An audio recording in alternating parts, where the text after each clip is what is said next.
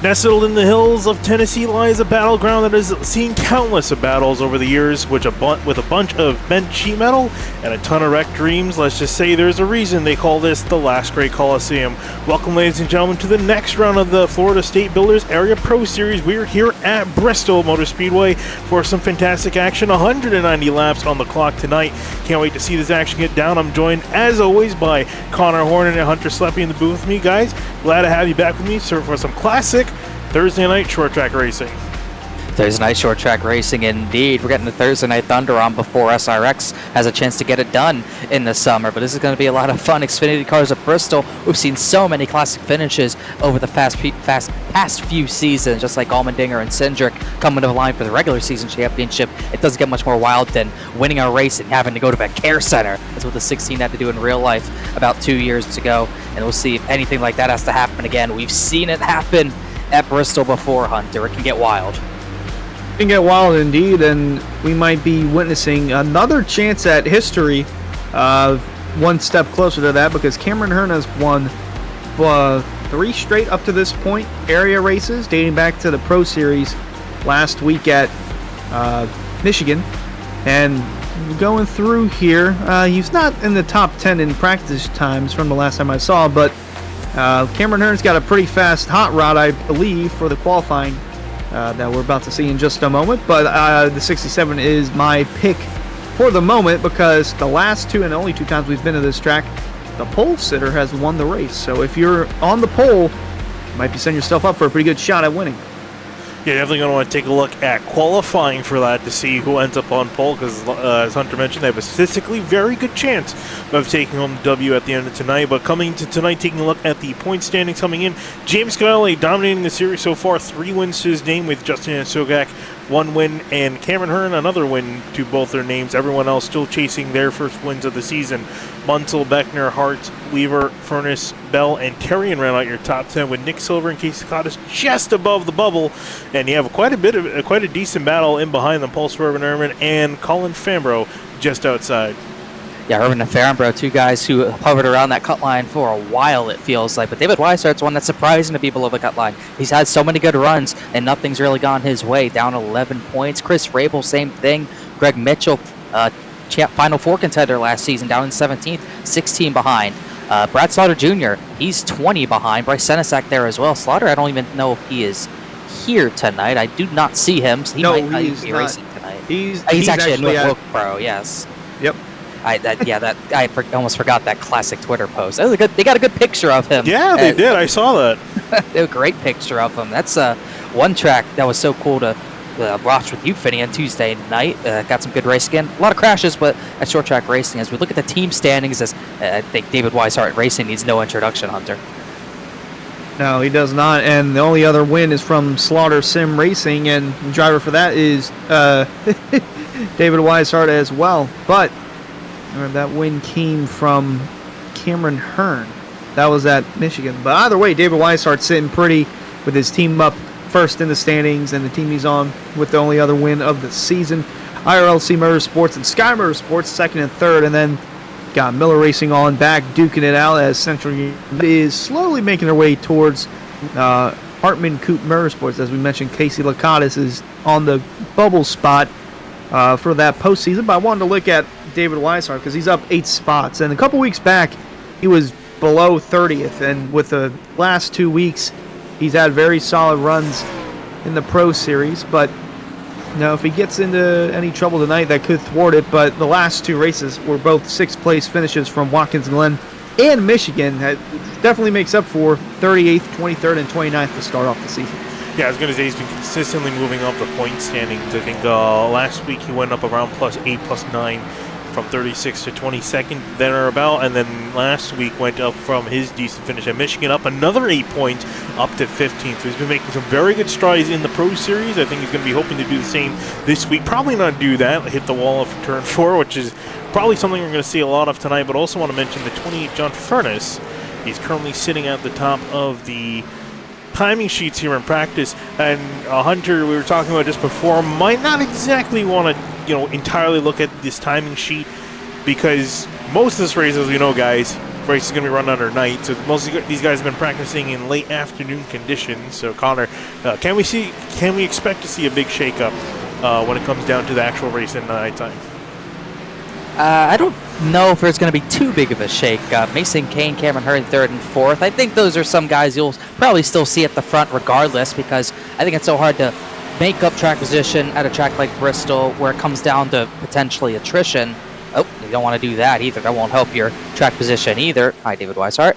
But I think it's going to be tough for it to make that much of a difference. Qualifying's still going to be in the late afternoon, and qualifying's going to be pretty important here. If you want to win this race, you most likely have to start near the front of this pack. Alan Elwood started from the pole last season, and he went on to win the race. And also Ryan Hartz, only 2 winners, Hartz and Elwood. They both started from the pole. As a matter of fact, Ryan Hartz led every lap, so it pays off to go near the front here. So I think those times are important to look at, as a matter of fact.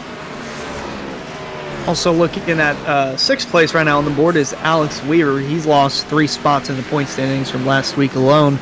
And he had a great start to the season, 2nd at Daytona and 5th at Charlotte, but since then, 17th, 26th, and 20th. Looking for a little luck on his side as he wants to best his average finish so far, a 14th, and who knows, maybe Bristol could be the place.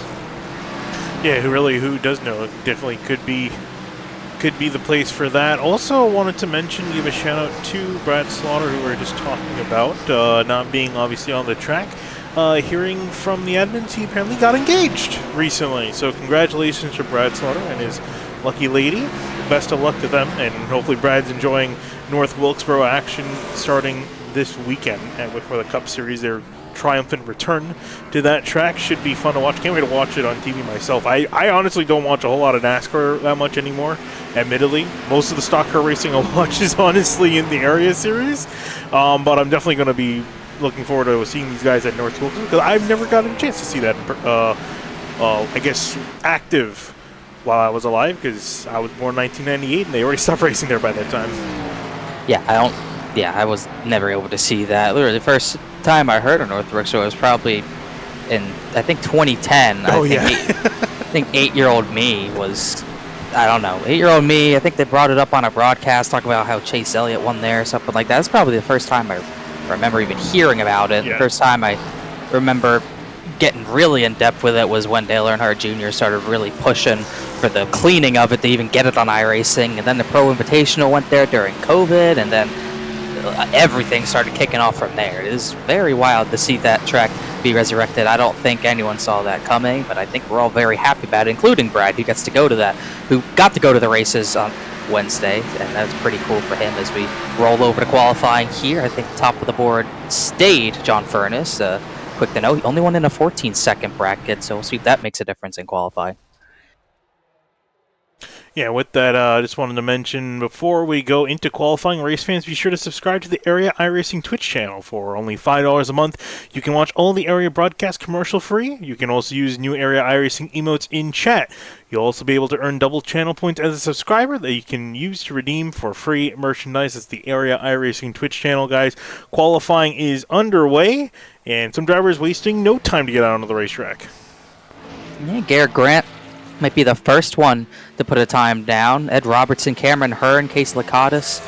I believe all the drivers who go out immediately as Grant goes to the very top line can most likely run both lines and putting a time down, but I think you just get such a run out of the corners running the top that we're going to see a lot of drivers run up there. Cameron Hearn across the line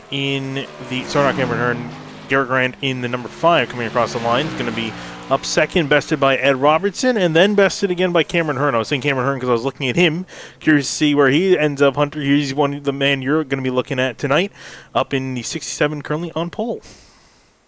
Oh, never mind. Scratch that. Garrett Grant has taken over as that top car, 15.055. I was going to say track record season 2 was set by Ryan Hartz of 15.068, and yeah, it was already broken. Hearn was the first one to break it, so we're going to see a carousel of drivers try to break it. Munsel's at the top, 15.009. Can he get to the 14-second frame? No, he cannot. But I was going to say Garrett Grant, he needs a solid run. He hasn't had a top 10 all season. That best finish was 14th twice, and that came at Daytona and Watkins Glen. So it's been 14th, 29th, 41st, 14th, and 29th. If the trends follow, he might get 41st tonight, even though I don't think we have 40 cars in the field.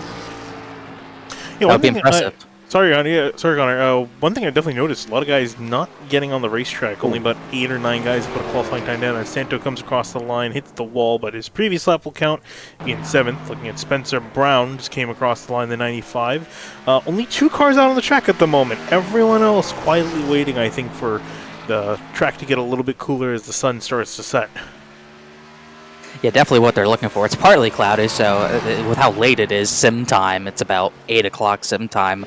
I don't think a cloud would matter at this point. You're just kind of waiting for that track temp to tick from 85 to 84. It might not make too much of a difference. It might be only a few hundredths, but in drivers' minds, that's a difference between pole and 20th place. So I think a lot of drivers are looking at that and waiting for that number to tick down. And even if it doesn't tick down, they're just going to wait to the very end of this 10-minute session, just in case.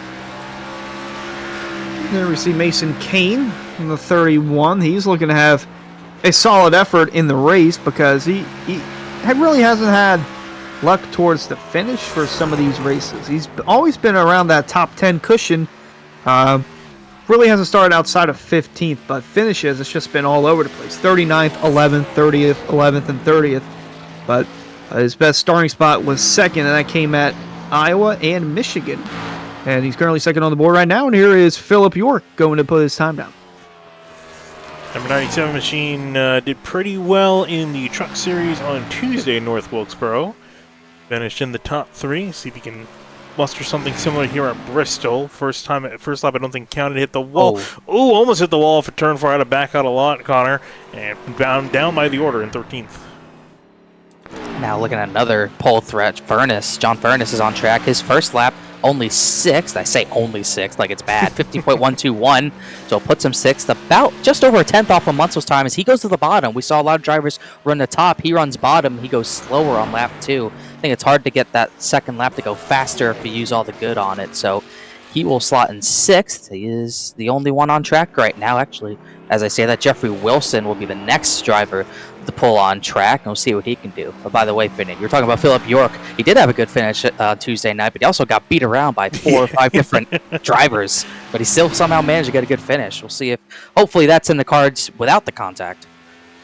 Yeah, it's definitely something you want to hope for at a short track, trying to do the best you can while not getting hit around too much. And we saw him potentially make a lot of enemies at North Wilkesboro. Didn't end up retaliating on anything, I think so. The better side of things decided to make sure he didn't get a penalty because they will definitely penalize you for retaliating here in the area series. They want to make sure everything's as clean as possible. Jeffrey Wilson going for a drift into the barrel, so he will end qualifying there. 15th fastest for him.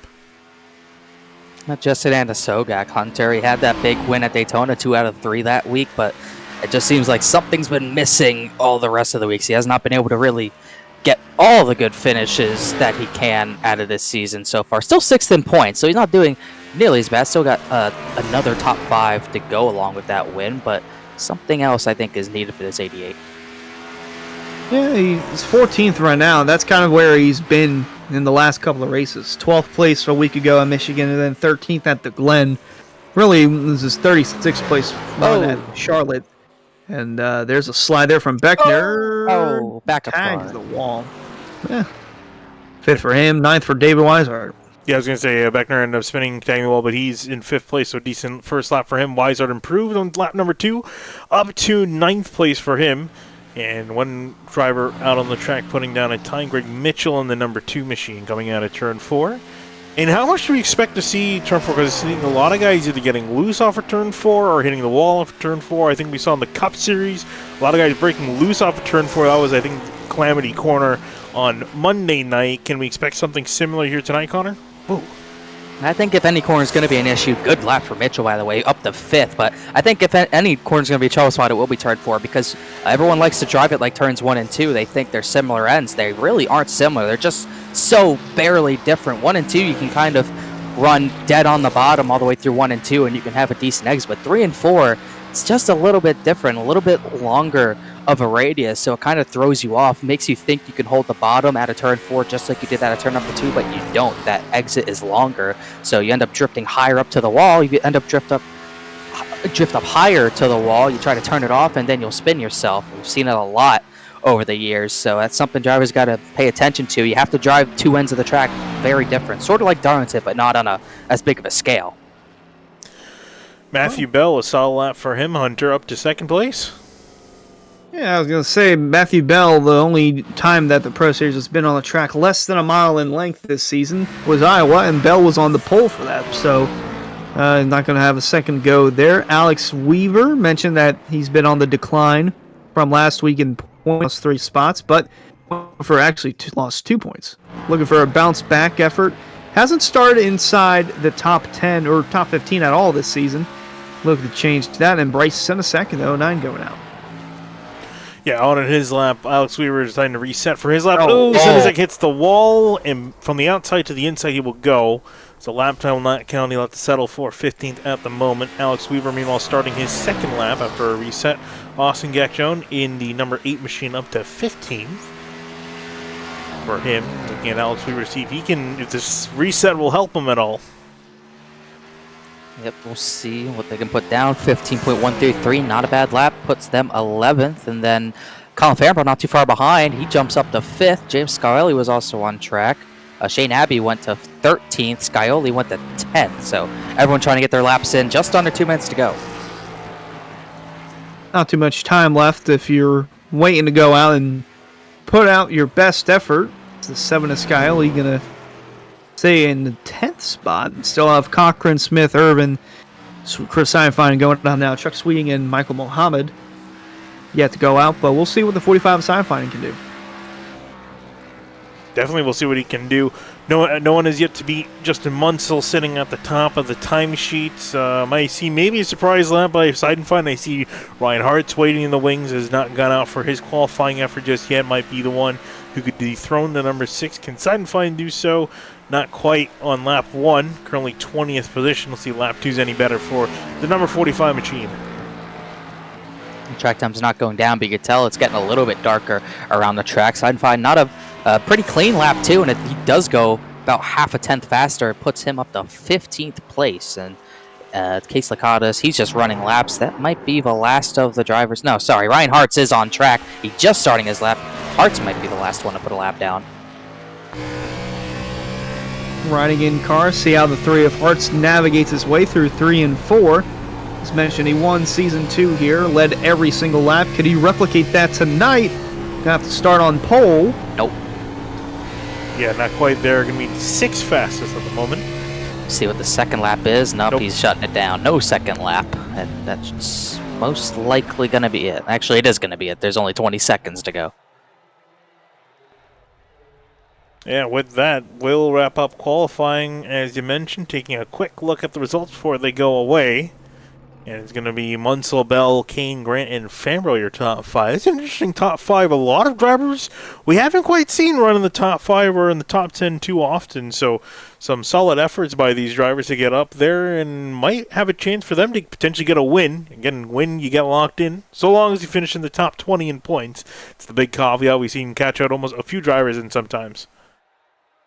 And yeah, I think Hunter made point about how Matthew Bell, the last time we went to a track lower than a mile, he was on pole. Now he's on second, so he's definitely got a grip of these smaller tracks. He's able to stay at the front too. He ran second to James Scioli basically that entire race at Iowa. So does not start on a pole tonight, so maybe he can do a reversal and he can lead a lot of this race. But he's got to get through Justin Munsell first. Too big pole for Munsell too.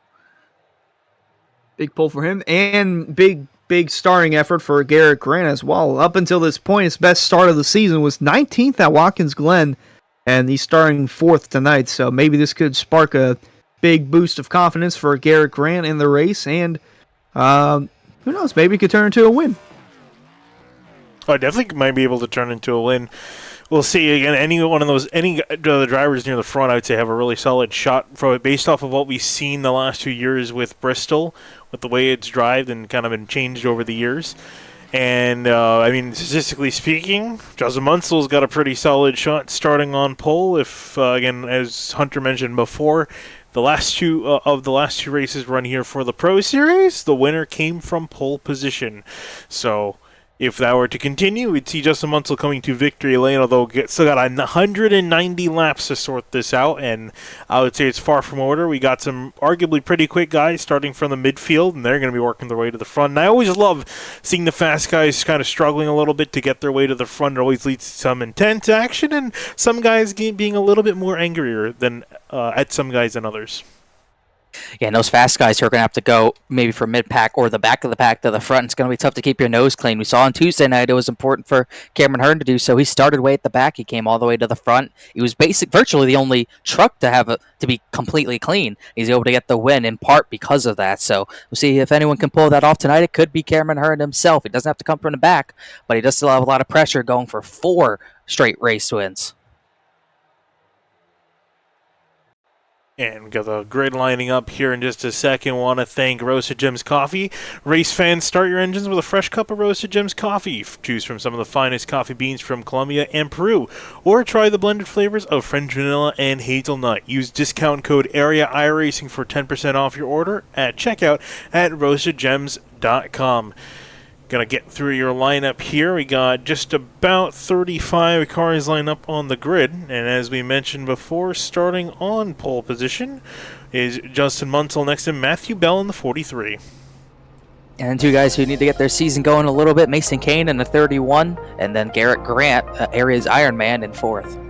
Yeah, moving on back in 5th place, we find Colin Fambro in the number 18 machine. Ryan Hart starting in 6th place in the 3 next to him. The man of the night, Cameron Hearn, going for 4 area wins in a row to try to extend his all-time area mark. Alongside him, the Final 4 contender from last season, Greg Mitchell. Moving on back to 9th place, going to be Travis Beckner in the 27, rounding out your top 10, Ed Robertson in the 64. By 36 points, James Skyerly leads the points. We'll see if he extends that mark or not. And the Daytona winner, as we were talking about in qualifying, Justin Anasoga. Moving on back to 13th, to be John Furness in the 28 machine, next to him Shane Abbey in 14th in the 84. Runner-up in Daytona, Alex Weaver, the 62 Subway Camaro. 16th place, the 45 car, Chris Seidenfeld. Moving on back to 17th place, it's going to be David Weishart in the 33. Tom Bohr next to him in 18th in the 16 car. One of the Ford Mustangs in the field, Jordan D. Martin in the 17. Alongside them will be Ryan Dunkelberger in the 26, another Mustang. Moving on back to 21st place, Austin Gakjone in the number 8 machine, next to him Bryce Senezak in the 09 in 22nd. The Monster Energy Supra of Shane Therian sporting new colors for the 2nd week in a row, or maybe 3rd week in a row, I don't remember, but he starts 23rd. Alongside him, another Supra, that's Steve Durham. Moving on back in 25th, going to be Andrew Santo in the number 10 machine. Casey Laconis lined up in the 50 in 26th. Jacob Hudson in the 96, that's a Camaro, starting 27th place. Alongside them, Philip York, impressive on Tuesday night. He starts 28th tonight, though. Moving on back to 29th, will be Jeffrey Wilson in the 98 machine. Spencer Brown in 30th in the 95. Chuck Sweeting in the 31st position. First driver with no time down, and then we get the 81 tonight of Forrest Smith in 32nd. Michael Muhammad's going to be rolling off in 33rd in the 78. Paul Swervenurban all the way back in 34th, and rounding out your field of 35, Matthew Cochran in the number 4 machine. Guys, we don't have a whole lot of time before we go to green, so who are your picks to win tonight's race? Connor, we'll start with you. I know the Pole Sitters won the 2 races we've done here in the Pro Series, but I think trends are meant to be broken, and I think this one will be broken down. I'm going with the 3 of Ryan Hart. He gets it done tonight. I'm going to stick with the trends and go Justin Munsell. Justin Munsell going to be a solid pick for you. I'm trying to look here. Who do I want? You know what? Cameron Hearn. He's been on a streak recently in area. I think he's definitely one to pick. Hunter, I thought you were actually going to pick him. I thought he was going to pick him, too. Yeah, I was surprised you're hyping him up at the top of the show. He likes his trends. He likes his trends, man. I like the trends have worked in the past. Cameron Hearn's trending up, so that's why I thought you'd pick him. You got 2 competing trends here. You have to pick one. We'll one see, though. trend is going to be broken. I picked the anthem. I picked for all of them to be broken. Well, we'll definitely see. We have 190 laps to see who will be on top. Will it be Justin Munsell, Ryan Hart, or Cameron Hearn? We'll see pace car left-hand turn on a pit lane. The 6 bringing him on down. And we are green, 35 cars off and away here at Bristol.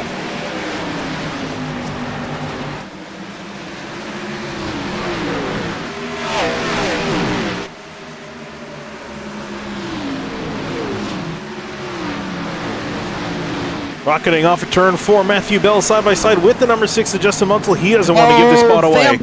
Fambro sliding. They saved it, but the entire field stacked up, and they're crashing. Cameron Hearn involved. No. Oh, this is already a big crash. Robertson, Weaver. That was not pretty. Not pretty indeed. And lap number 2, lap number 3, I should say, sorry, we're already under caution. Let's take a look and see what happened here. We heard it start with Colin Fambro coming off on the straightaway here.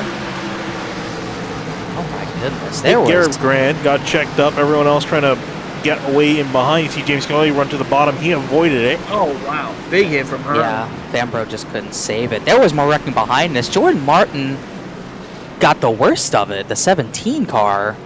I don't even know, but there was a lot that went on there. That's a car up on his side. Okay, Holy there's cow. going to be a lot to unpack here. Let's ride on board with Cameron Hearn and see what he saw.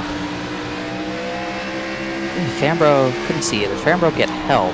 Yeah, he got held up by the 5. They made contact. He got loose, and everyone stacked up in behind. Then he got put into the wall. Around he went. There's the 84. And you're going to see right here, bam, keep flying into Carrion. And Jordan Martin somehow went on his lid. Yeah, what's happened? Let's find out. Let's find out. Riding on board, looking at Jordan Martin. I guess we're right on board. See his point of view. See the absolute chaos unfold up ahead of him. Everyone's slowing down. He's slowing down. And then, they were behind him.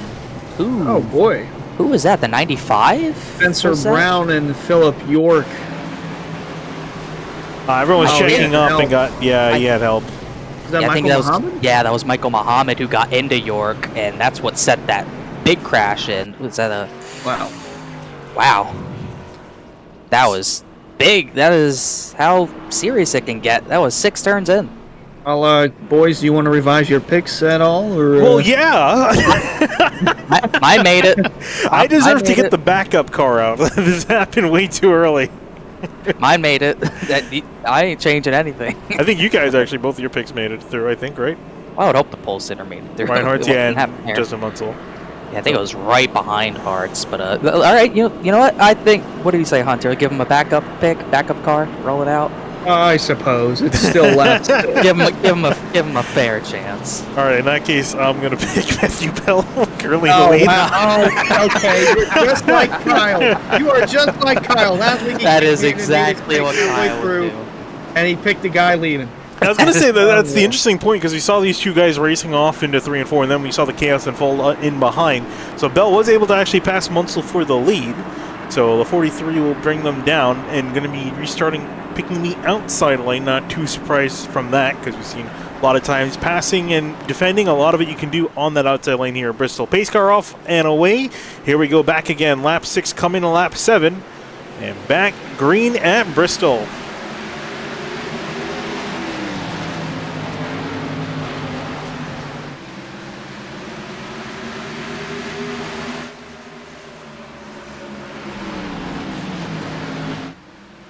Solid start for the leaders, and most of the drivers in behind. Travis Beckner, Garrett Grant fighting it out. Garrett Grant's lost quite a few spots from 4th back to 9th. Here's John Furness, quick in practice, going to loop around the outside. Looking to make it work. Not many drivers up there. You don't really want to run up there too early unless you really need to get your track position. You can wear the tires out pretty early. I think that's why Munsell's staying on the bottom. It's allowed not only Ryan Hartz to get by in the restart, Mason Kane gets around to get up to the podium position.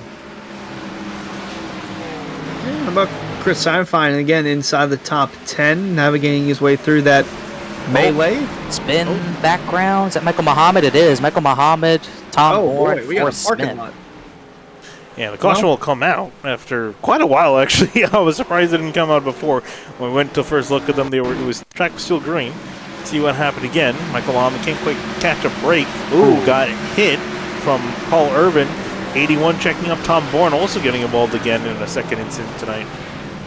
That's Muhammad's second as well. Yeah, that was almost like Muhammad was on the bottom, and I don't think Paul Irvin was expecting him to slide up the way he did. We'll see it from Tom Bourne's point of view. Yeah, 78 kind of came off the bottom there, and Bourne was looking for a lane to the bottom, never got it. Well, just like that, we got 2 yellows in the first 10 laps. you want another pick, Finian? Are you good this time? I think I'm good. My pick's doing pretty well now. Oh, yeah, he's good. Yeah. In fact, actually, all of our picks are doing pretty well. Reinhardt took a really good advantage of that restart. We were talking about him making through Mason Kane and Justin Munsell. Munsell trending downwards immediately at the start. Again, the race is still very early. A lot of things can happen. We've only been green for, I think, at most 3 or 4 laps. So Munsell, a little slide backwards, but definitely more than enough time to get back near the front.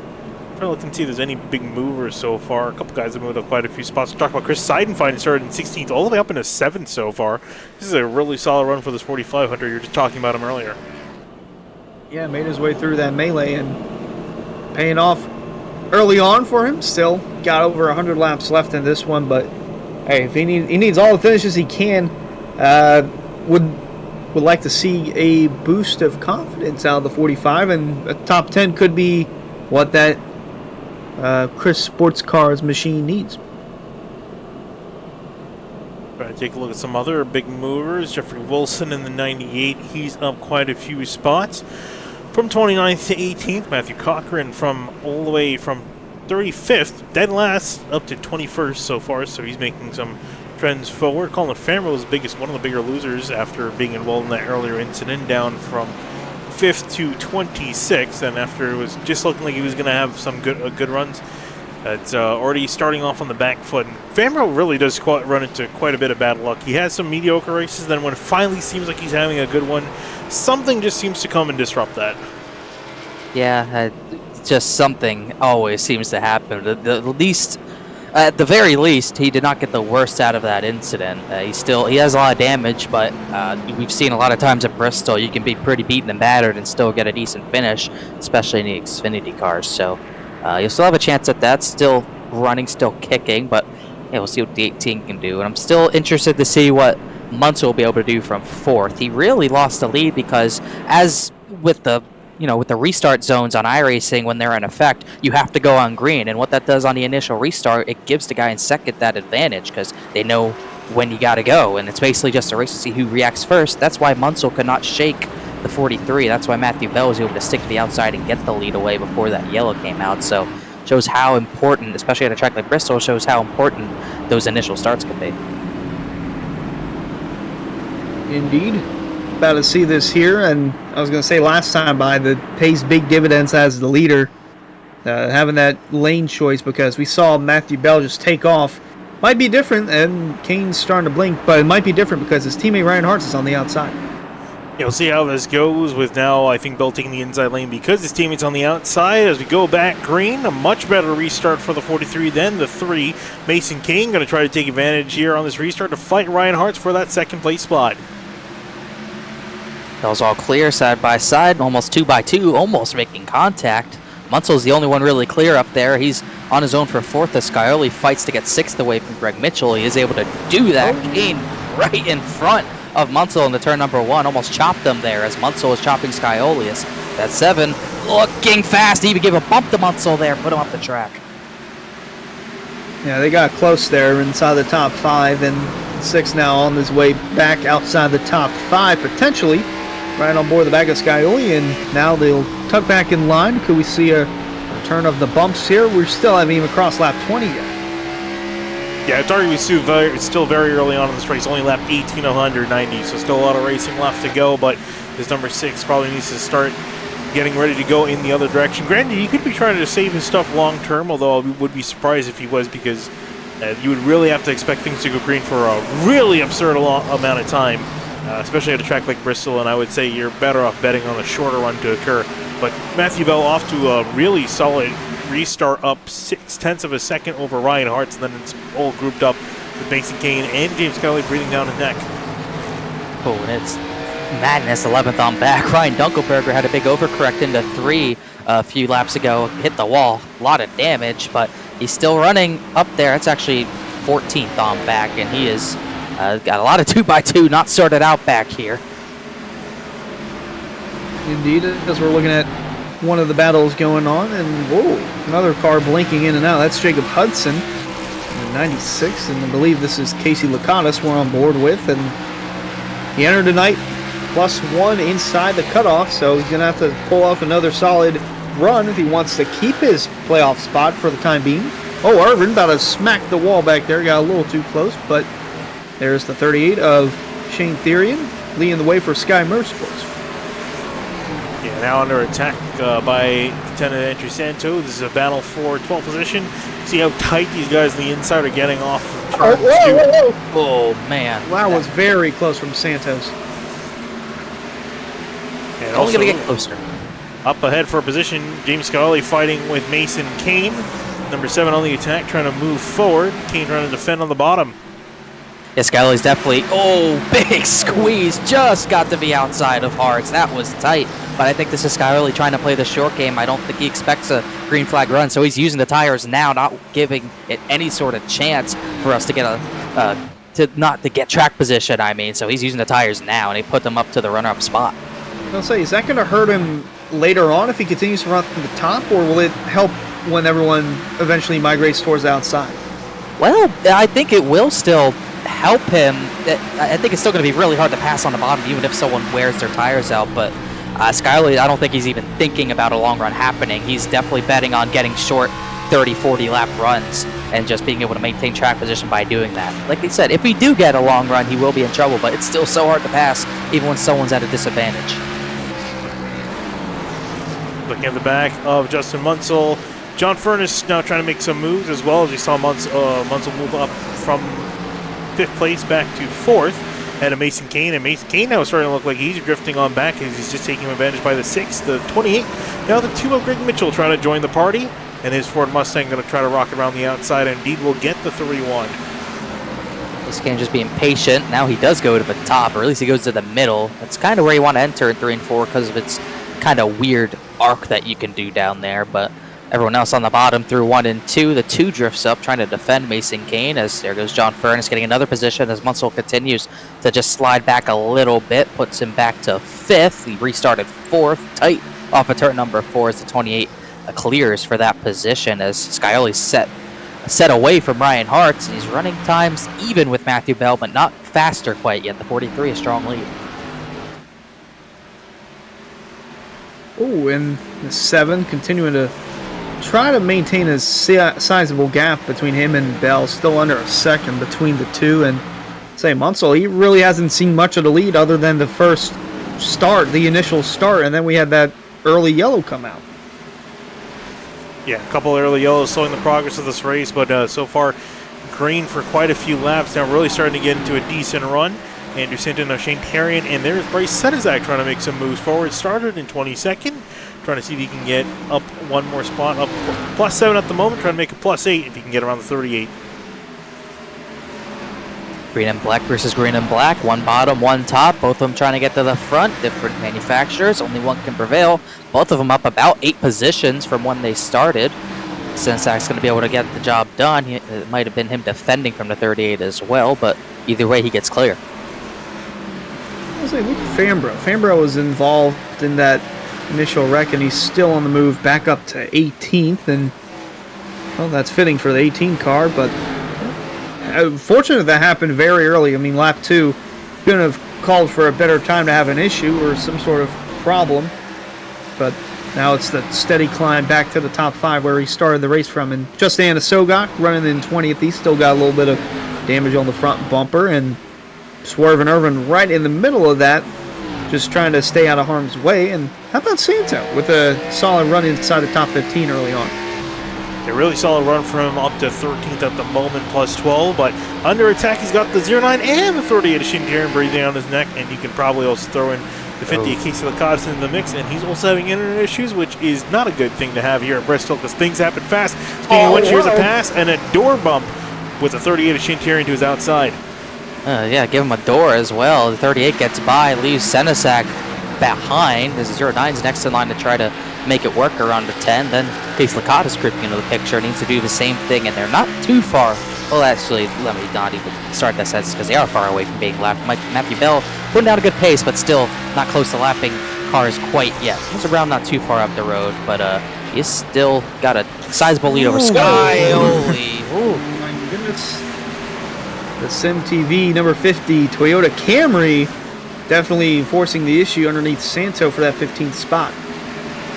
Yeah, I was going to say, I never take Casey to be one to be aggressive, but that was a pretty aggressive look right there, getting close to the quarter panel of the number 10. Oh, and here comes the 26 Ryan Dunkelberger taking advantage of the 50 being slow on the bottom. This might be good for Lakatos.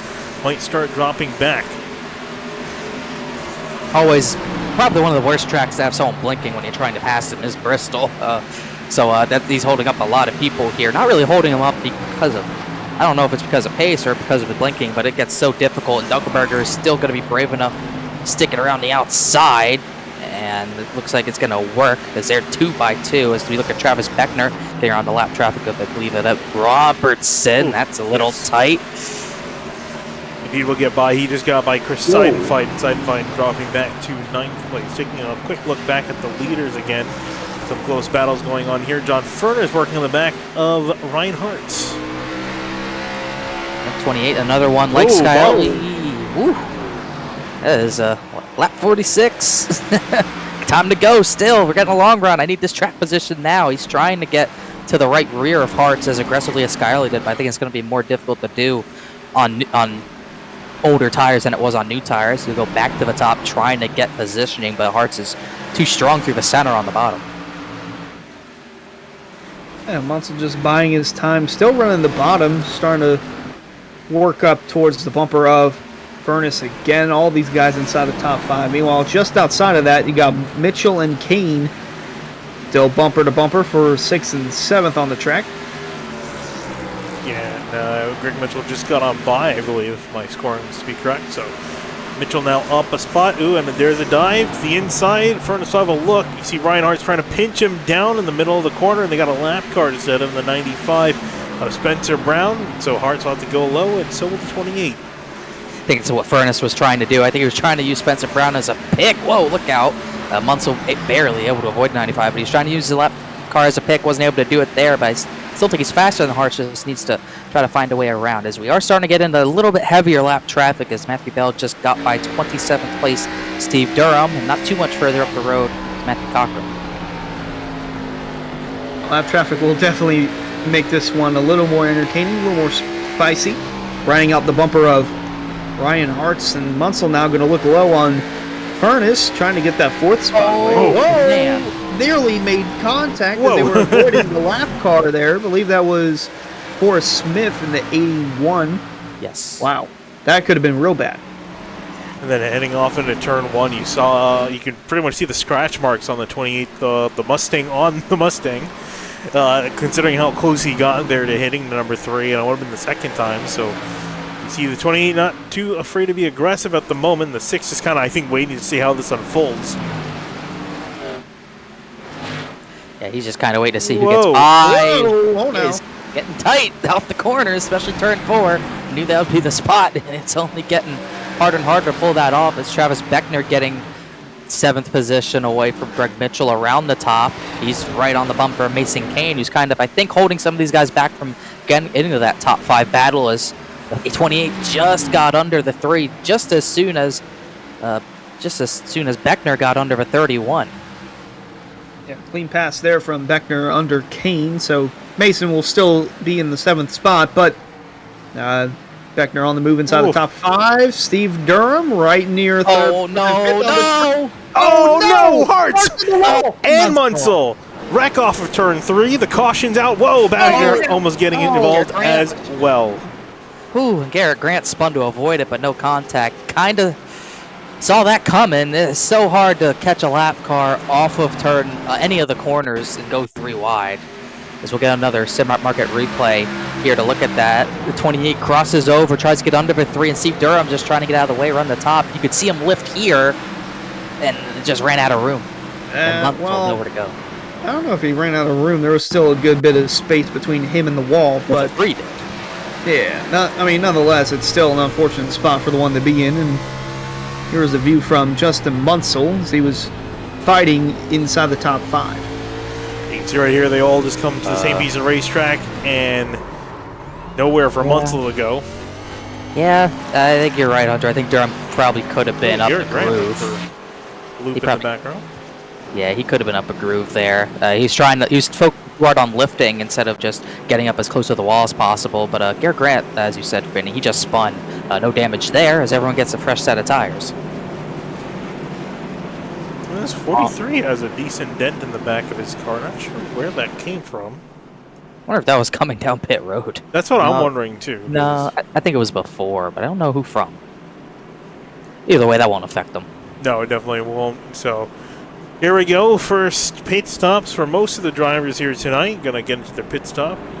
Shouldn't expect anything too outrageous. More fresh tires than some fuel. Well, for most, we'll see the 3 and the 6 stay in, take some damage repairs. Oh, man. 728. Kane, Beckner, Garrett Grant. You can see the 6 and the 3 spending more time in their stalls getting damage fixed, joined by Cameron Hearn, still getting repairs. Actually, Cameron Hearn, I think at this point, is calling it a night. Yes. Still in, though. That will be, by the way, that will be called a racing incident, so no fault, but they are giving a reminder to lappers to get out of the way, be aware of surroundings and all that stuff. But at the front, other than the 2 drivers who were involved in that crash, no further change. Bell and Scioli looking to be the 2 forces to be reckoned with tonight. Nice. Okay, never mind. Matthew Bell still leading, but yeah, it's already lap 60, guys. Time goes by quick here when you're under a green flag run, and I think we just got. I definitely got a little reminder of that. Didn't realize we were already 60 laps in. Yeah, I was going to say this race is taking by quickly, which is why I want to thank our replay sponsors. Seen a few of them tonight. Simrat Market Replays. Race fans, be sure to visit simratmarket.com for custom iRacing paint scheme templates that are simple to use and help you stay more focused on the racetrack. At simratmarket.com. And I'm sure there's definitely going to be far from the last Simrat Market replay we will see tonight. I think the action's only going to start to ramp up here. We saw some great paddles under green here. And just to start, the 43, the 7, the 28, the 31 of Mason Kane. And Garrett Grant, actually Garrett Grant finally back up in the mix. Remember, started 4th tonight, drifted a little bit closer back to 10th after the first incident. He's back up there. Travis Beckner I saw making some moves in here, and even can throw in Greg Mitchell in the 2.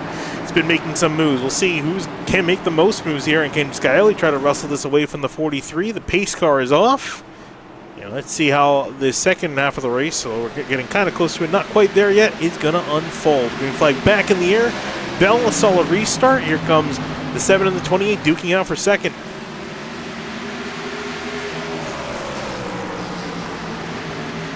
It's like they'll single file out through the top 5. Bell, Scioli, Furness, Kane, then Beckner. I think even Garrett Grant there gets single file, as does Greg Mitchell. It's Alex Weaver.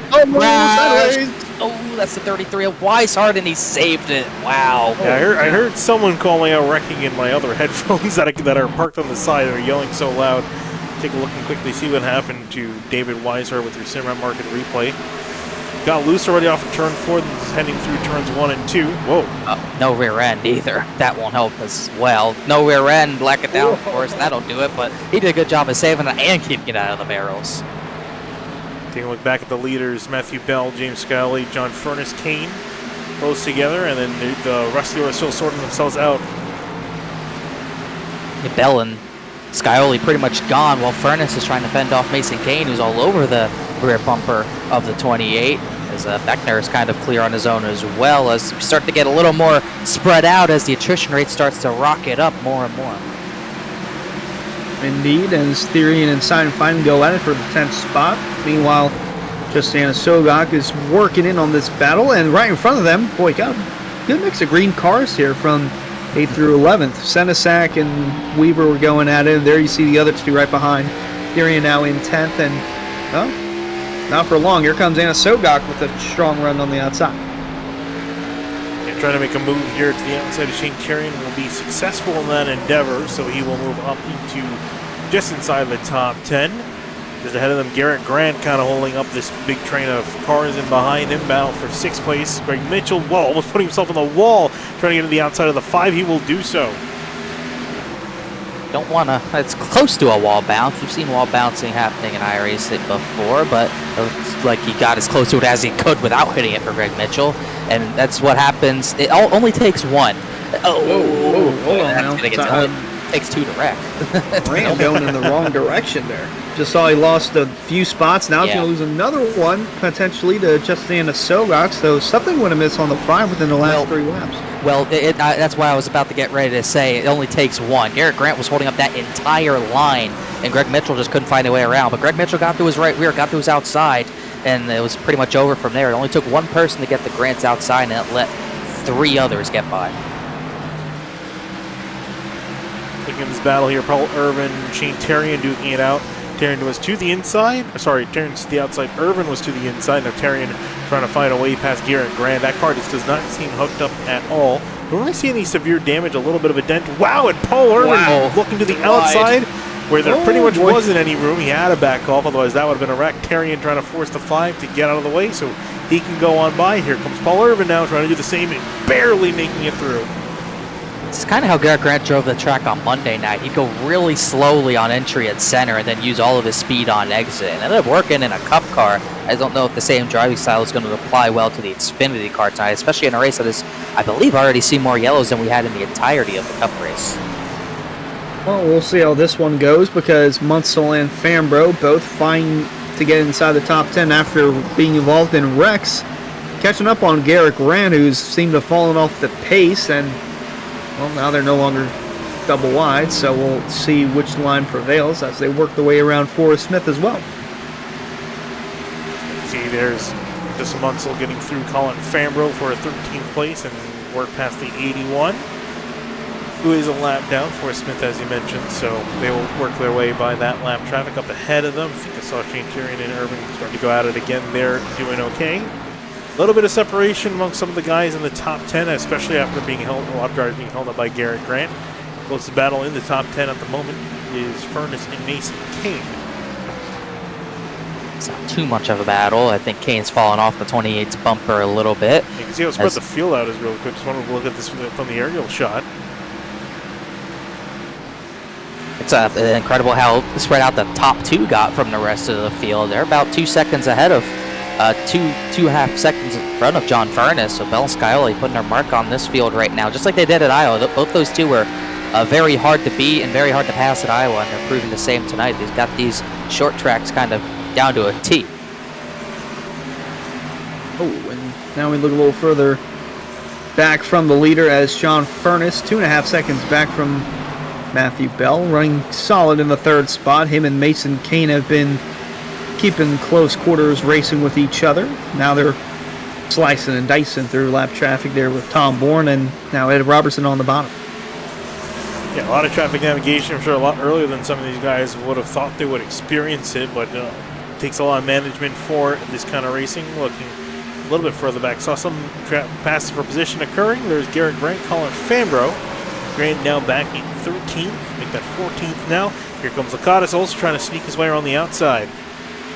When he does just that, he just got onto his right rear there through the corner. You can see Grant just, like we were talking about, he has no speed through the center, and he's losing so much there, and it gives himself no chance to fight Chris Seidenfeld or even David Weishart, who had a half spin not too long ago. And he'll drop from, I think he restarted at least 5th. He's all the way back to the 17th position, and Andrew Santo is going to try to get that position away from him. I'm not really sure what went wrong with the 5. I don't know if he had contact from that spin or not, but since the restart, it really hasn't been going his way as we're looking at the bumper of Senesac, who's worked his way nicely inside 7th. Him and Alex Weaver have had a nice little battle, and Justin Sogok's been right on the tail end of that. You know, they've gone past Garrett Grant. They've all kind of stacked up again together now and behind the 09 of Bryce Senesac. I wouldn't say he's holding up anyone at the moment, but they're all starting to form in behind him. Here's the 62. Trying to look to the outside, there's Tom Bourne. Justin Sogok trying to look the inside in the background, but backs out of it with the lap car looming. Only about 9 laps away from halfway, so laps are starting to tick down soon enough as these drivers get by that 16 car. No front bumper. I think we've said a lot about Tom Bourne in the Pro Series. Has not had much luck go his way in some of these incidents, but they get by him all clean. Since that continues to kind of lead this line, potentially closer to Greg Mitchell. A little bit slower than the 2 last time by as Mason Kane's fallen a little bit of ways off John Furness. But meanwhile, James Scioli inches closer and closer to Matthew Bell. Slowly but surely, he's been closing in on that 43, running in car with him. I think lap traffic's definitely had the factor to do with it, but this 7 car has always been pretty fast all season, and so far in this race he's had top 5 speed. See from the bumper of Bell as the 7 slowly creeps into the picture. You can see right there on the onboard, you can see that Scully just inches a little bit closer on the entry. Bell not quite able to make it up on the exit, but we always say, guys, catching a driver is one thing, passing him is another, and we've seen especially here at Bristol, if you can defend that outside, hello, that's Camaro, in the rear view mirror. If you can defend that outside, you should be relatively okay. That being said, we'll see if Skyler wants to use up the 43 Matthew Bell. Somebody argued it's still pretty early on, but whereas Connor mentioned it before, just coming up on halfway in a couple laps time. Now, you never know if you're going to get the long run. It could be right here, but could also get a yellow in 5 or less laps. So Skyler, it's important for him to get this position, or at least try to get this position as quickly as possible. It's also important for Matthew Bell to try to defend as best he can. I think Skyler can go whichever way he wants with this, but if you're going to force him anywhere, force him low if you're Matthew Bell. Force him to go the down to the bottom. I think it's easy if he gets to his right rear. Look like Skyler's looking for clean air now. If he gets that right rear, the battle's pretty much done. So he's going to have to force him down inside of him. Well, they're going to have to be cautious with the one of Durham. Last time leaders worked their way around him. The yellow came out right around where he's at on the track, and yeah, they got through okay, but now the 7's going to look low, try to stick a nose inside for the lead, Finian. You're going to try to have a look to the inside. Again, just that run off the corner really kills the momentum on that inside lane. That's why the outside is so good here at Bristol. And you bet that Matthew Bell's going to run just a battle lane up, just going to prevent Scully from trying to do anything. Now Scully looking up as the 43 looks down, trying to get past the next lap car. That's Philip York. Sorry, not York, that is Hudson up the road. A little bit of a wiggle. Oh, this is going to get tight. No, they hit. Oh, man. Oh, my goodness. They hit, but Bell got the run off the corner to make it work. I was about to say, don't look now, but John Furness is closing in just a little bit on these two. He's closing in, but he's got a lot. He's got 3 lap cars directly ahead of him, and I think they're all fighting for position. Actually, I don't think they are. So he might catch a little bit of a break here, gets past the 1 and the 96, but he is, as you mentioned, closing in. And these guys are going to start fighting hard if they haven't already. Yeah, that's another reason for Skyley to try to get by now, because he doesn't get by. John Furness is going to get in the fight, and it's going to get hard. I think both these two are pushing really hard right now, while Furness kind of saved a little bit more at the very beginning of the run. But you can see Skyley's kind of in that spot now where the 43 is forcing his hand, forcing him low. 7 will not get by on that top side. He will not let him. But you see, just doesn't have a lot of grip down there to make that work. One car that does have grip, you see in the back, is Forrest Smith in 81. He came off pit road recently, and that would explain why he's running close in tail with the leaders. Actually going to look low on James Scioli. That's a bold strategy to do, and that's only going to close the gap between the 7 and the 28 as Furness creeps closer to the lead, and Forrest Smith is going to let him go. Speaking of, John Furness gets way on by and is officially in this battle up against the back of the 7. And look at the lap traffic these guys got to deal with. These guys are definitely fighting for a position. We're catching up on Shane Abbey just up ahead of these guys. He's going to go 2 laps down. And here is Matthew Cochran and Andrew Santo. They're in a battle for about 18th, 19th place. Here is James Scully and Furness trying to poke his nose as well. Cochran going to pull off. And Santo, going to try to get to the inside. Man. Bell going to dive to the inside as well, trying to get by him. He's not happy with Santo. Yeah, that was really erratic, but Bell made it work. Skyler's got to go short way around. This could give Furness a run at him. Not quite enough, as still got more to navigate. Ryan Dunkelberger. And then after Dunkelberger, there's a little bit of a break for these guys, but then it gets tough again. So this is a pretty intense battle, as here comes the 28 looking to the inside. Run going to be on the top for the 7 of Scioli, and 28's not going to subside just yet, as the top 3 still trying to fight their way through for positions and through lap traffic as they're catching up on Dunkelberger. Yeah, you're not missing a whole lot in the rest of the order. This is one of the closest battles on the racetrack, and it's a 3-way battle for the lead. This is one of the best battles you could hope for, as now the 43 looks to the inside of Dunkelberger, trying to get on by, and I'm sure that Bell's yelling on the radio, trying to get him to get out of the way. And Dunkelberger's going, well, Dunkelberger's going to go 2 laps down. If he loses his lap, his race is pretty much done, but It's going to give Scioli that shot to get under him. He could either use the lap cars. He could use Dunkelberger as a pick if he wants to, but Furnace could also use it to get to second place. And there's now the 26 going to the inside is the chance for the 43 to make the move. As the 7 gets close to John Furnace, as Furnace breaks his way on through to second place. Oh, Scioli's not going to be happy. He went to the top. He went to the bottom because he thought the 26 wasn't going to let him by. And as soon as Furnace got to his outside, Dunkelberger gave way. He's not going to be happy about that. But here comes the 28. So strong. The tires so much better on the 28 than they are the 43 and 7. Surging on that bottom, Hunter. Indeed, and the 7's going to try and close that gap to the 43 in case the 28 cannot make the pass, but he's been putting up quite a fight. Oh, he is. Wow. On the inside lane, John Furnace to the lead. That is strong. That is so well done by Furnace to save the tires and, you know, kind of strike when the time was right. And it's going to be tough to get the 28 off the top spot. Now, Scioli's frustrated because now he's back a spot when he probably thought he should have been in the lead. He's got more work to do. He's still got to get by Matthew Bell. Now we're just riding out the bumper as Spencer Brown is to the inside of the new leader, John Furnace. We've already crossed halfway through this race. It's been dominated by the 43 of Matthew Bell, who's fallen back only one spot, the 7 of Scioli. Really, the only mistake he made was going to the inside, trying to get around Matthew Bell, and that really didn't work out. And a little further back, was going to mention this too, Beckner's closed on the gap between him and Mason Kane. Kane has stayed quiet for the most part of the night, running in 5th now, losing that 4th spot to Beckner. Yeah, just saw the end of that battle right there. 27 to Travis Beckner breaking on through. He's 4.2 seconds back from the leaders, 3.2 seconds back from James Scully, so he's going to try to race his way up there. Beckner starting in at 9th, off 5 spots to 4th. Kane dropping down a few, back to 5th for him. And Justin Anaso got Greg Mitchell. They're in a battle as they're working through some of the lap traffic the leaders went through a few laps ago. And he's going to work his way through. They're going to go side by side here.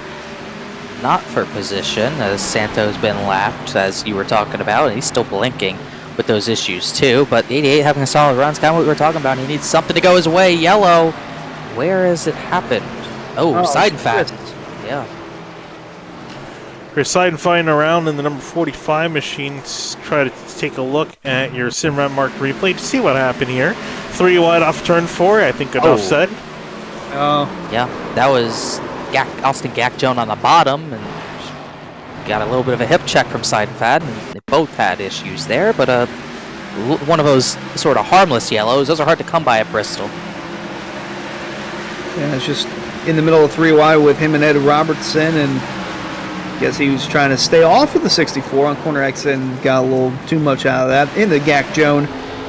And just like that, field's going to be bunched back up, and we're going to see comers and goers once more, see if anyone can make some proper adjustments inside their sim. I know this is a fixed setup, but now that we're getting in the closing stages, how many of the drivers that pit will continue to run on the bottom, or will they just all still run on the top? Yeah, we'll see what they can do. We can see most of the drivers coming on down to pit lane. I think at this point it'd be silly not to. But I think for a lot of these guys, this could be the final stop of the night. You know, not 50 laps to go. I can't count. Sorry, about 60 laps to go. Is that right? About 70. 70. Jesus. For fuel, they'll be fine. It's just tire wear. Yeah, And if we can... I think we start to get shorter runs, which is definitely a possibility. I think we could see this being the final stop. We do get a decently long green flag run, and then get a caution with 20 to 10 laps to go. Maybe not 10. 20 laps to go. You could probably see guys coming into pit. Speaking of which, everyone coming into their box here. Let's see the race off of pit lane. Can Matthew Bell benefit from being up near the front? Would it be interesting to see someone take 2 tires, like maybe Munsell trying to get back up? Oh, big development. Well, actually not really, because the 28 was already lean when the yellow came out. Whoa, the leader's still leading. Oh my goodness. I mean, he hasn't been leading for too long. Matthew Bell has led majority of this race. Furnace only 9 laps, not even double digits yet in the lead. Matthew Bell, meanwhile, 109.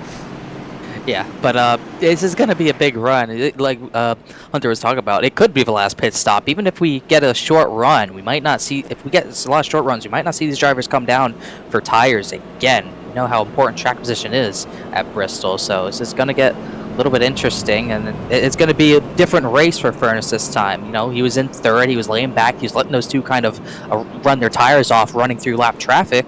But now he's going to be in that same scenario where he's going to have to run hard to keep this lead, or else the 43 and 7 are going to hound him as they get through lap traffic again. So he's going to have to change his driving style this run, I think. Garrett Grant stayed out. I don't think he'll pit. He'll definitely get a bonus point for leading some laps, though. Yeah, I'm not sure that was what he was trying to do, because if he was going to come by, he should have come by last time on the back straightaway. So I guess he's trying to just stay out there and see what happens. I'm a little bit concerned because seemed to be really lacking pace. Again, not sure if it's due to damage on his machine.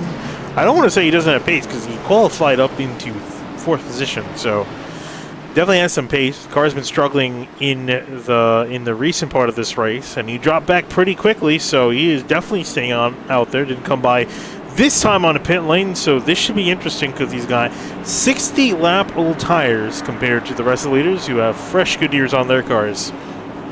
I have a feeling might see another caution here. Oh, what makes you think that? Little birdie told me. We'll see. There we go, back in the air, green flag. Garrett Grant leading them to green. Let's see how long he can last up here because he should be blitzed pretty quickly. Looking immediately the 28 and the 7 going by quickly on the restart. The 43, Matthew Bell, trying to join them. Ooh, Matthew Bell got the short end of a stick there. That let Scioli jump him for that second position spin in the back. Who is that half spin? Alex Weaver had a little bit of a half spin. Who hit the barrels? Someone hit the barrels, I think. Spencer Brown? Yeah, it is. Spencer Brown spinning out at the end there, but I think I saw Casey Lakatos in the middle of this as well as Weaver. We'll take a look at your Surmount Market replay once again to see what happened. First car I saw around was, I think, the 62. Oh yeah, just got into a corner there. Got in a corner too hot. The 95 came in late. Barely see him at the edge of the screen at the very end. So you see it from Lakatos' view. That isn't, you don't want to see the left side door of someone. Nope. Woo. And Lakatos' thing that decided to come into pit lane. There's the 95 trying to slow it down and spinning out, coming down off the banking. Wasn't as harsh as I thought it was, actually. I think he already has damage, but that won't do it. As Garrett Grant, I don't think he wants to do that again. Yeah, but I think this was a blessing in disguise for him. To get to come down pit lane and not go a lap down, so he's definitely going to take that. The experiment's over. He at least will have a point for leading a lap and has led 3 laps, so. Yeah, that's definitely mission accomplished in that case, for sure. As that was a big restart, but it definitely left Matthew Bell in the dust there. It let James Scioli get that jump for the runner-up spot, so Scioli's going to be most likely the hardest challenger for Furness here instead of Matthew Bell.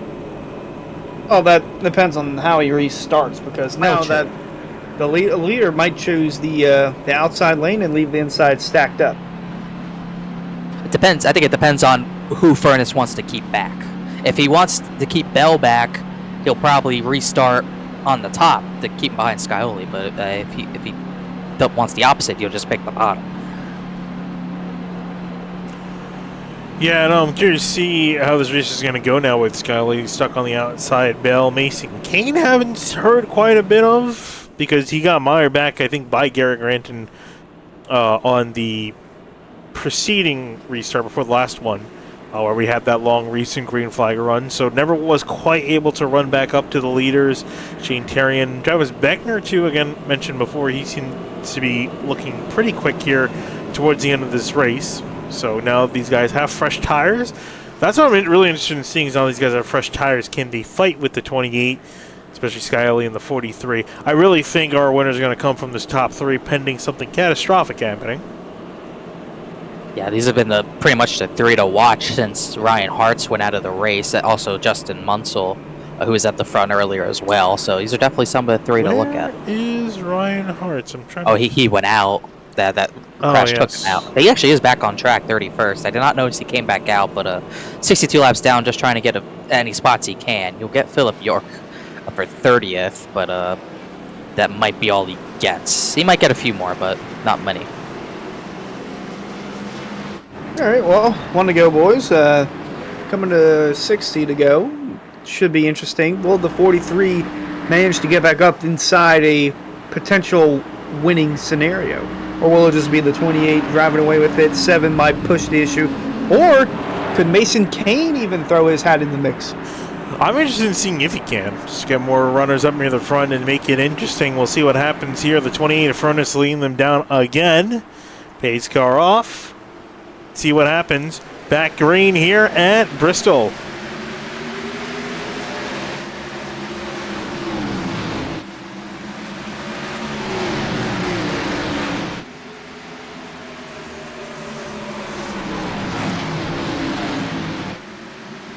Rocketing off at turn 4, side by side. Now for third place, Matthew Bell trying to hold off Mason Kane on the outside. He's got the advantage, too. They almost door each other on the straightaway as 43 dives in hard, trying to check up the 31. It is a big battle. Kane didn't have the grip through 3 and 4. That is huge for Matthew Bell to keep behind. He's going to have to stay on the top to keep the 31 from getting back to the right rear. That was a big battle to win out on as the 7's giving it to John Furness. Indeed, and Furness ran low in 1 and 2. This time Skyley ran low. He continues to follow just a bit high of the tire check to the 28 through turn 2. I think he's just trying to see if he can upset the 28. Oh, crash, background. Is that Alex Weaver again? It is. Oh, Reinhardt's involved as well. He got back on track just for that to happen. And Weaver, and the 95 around again. They found each other again. Alex Weaver didn't get away with this one, though. Not sure what happened. Let's see. Simrack Market Replay, getting the money's worth. Funny story. My button's not working. I'm spamming the instant replay button. All right, let's do the manual way. So many replays. The Simrack Market Replay button's broken. We've gotten too many. Taking a look here, Weaver looking to the inside of Garrett Grand. Was it here? Oh, that was weird. Almost looked like a hardware issue. Oh, and then the Hearts hits the end of that turn 2 wall, right where the safer barrier ends. Oh, I guess. Oh, he got loose and was trying to recover it, and unfortunately couldn't do anything with that. Right on board. Oh, and they were still hitting up there. Spencer Brown. Riding on board with Ryan Hartz now, his point of view.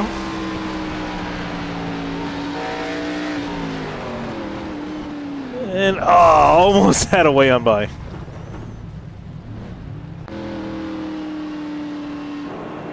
Now back under caution again. Yeah, I'm not necessarily sure this is a good thing for Skyly or a bad thing, having all these restarts.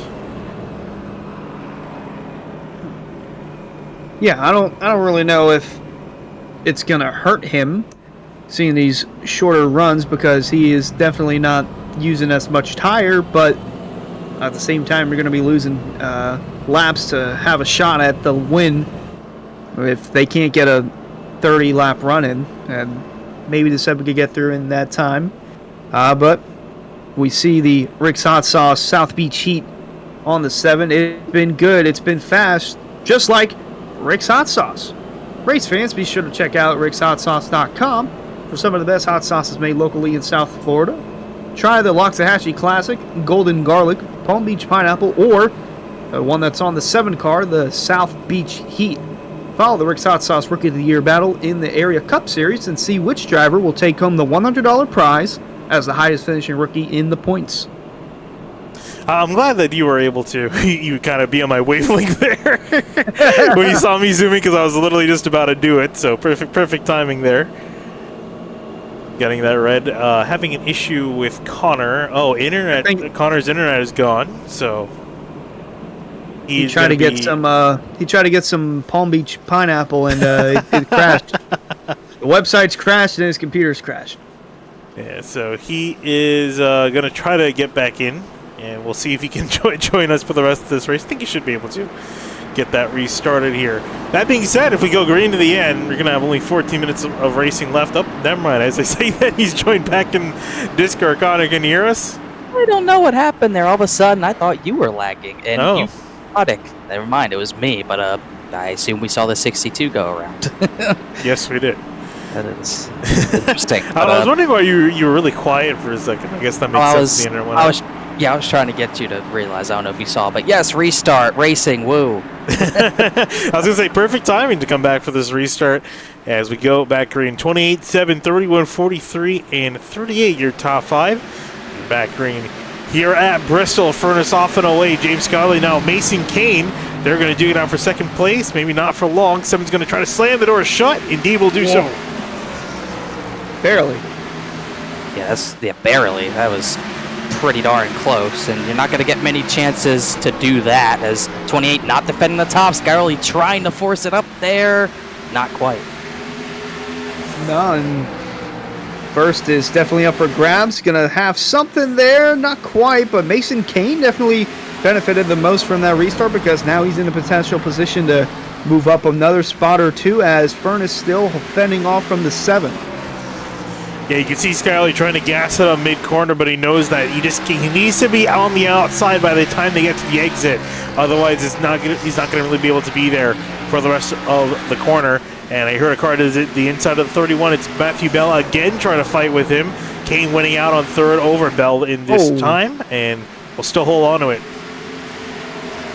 Man, I'm surprised Furnace even gave Skyler a chance to get the right rear multiple times. That could have been race over if he let him up there, but he was able to make it work as getting testy in the back. Top 4 pretty much gone, but Casey Cotter's over radio not happy about going 3 wide at Bristol, and they sorted that out at least. But still some action here. Greg Mitchell trying to get the bottom going. And then right in front of Lakatos, you see the 6 of Munsell. He's just worked his way inside the top 10, gave the turn 3 wall a little smooch there. Now right on board with him as he tries to work his way around the bottom from Justin Asogak, and it's not going to work to his prevail just yet. Yeah, these guys already started to show love to the wall tonight. If they haven't been showing to the wall some love, they're definitely going to show some love to the wall at Darlington next week, where all 3 series are going to be heading towards as Matthew Bell races his way on by the 31 of Mason Kane. Was that another track I'm not good at? Oh, that's not the point. No, Matthew Bell got by. It's big, but also if we get a yellow, he's going to be back in the same position and Kane could get him back. So it's important for him to try to challenge Scioli best he can, but I don't know if he's got the pace advantage over the 7 tonight. I think Scioli, the only reason he can get by him earlier was because that top line's so good for defending at Bristol. Well, the 33 of Weishart has had a couple of 6th place finishes the last 2 weeks. Could he go for 3 in a row with another 6th place finish tonight? That's where he's running right now. Definitely wants to get a run of the 38 of Therian. That be triple 6s?